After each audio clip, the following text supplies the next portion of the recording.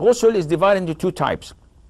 Ghusl according to the Sunnah, where you wash your hand 3 times, you wash your private part, and then you wash your hand again, and then you perform wudu, normal wudu, with exception of washing your feet. And then you put through 3 scoops of water and thoroughly wash your hair until the water reaches its roots and your skull thoroughly. And then you wash the right side of your body, then the left side of your body, and then you wash your feet, and that is it.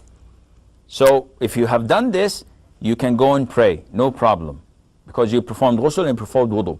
The other one, the other type of ghusl is you dip yourself in the ocean or in the sea, or just take a full shower and run your the water in your mouth, and then sniff the water up your nostrils, and then push it out, and by this you have performed ghusl.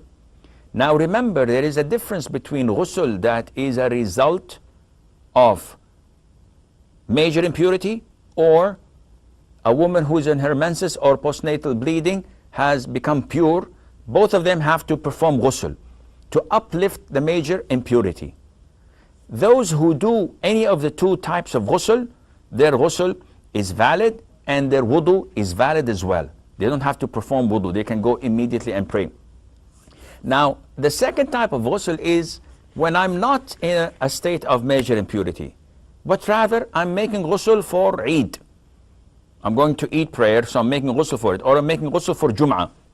And I did not perform the first type of ghusl where I usually make wudu and then wash. No, I just stood under the shower and took a shower and went out. This does not suffice for wudu, because it did not uplift a major impurity, which includes with it the minor impurity that is usually we do wudu for.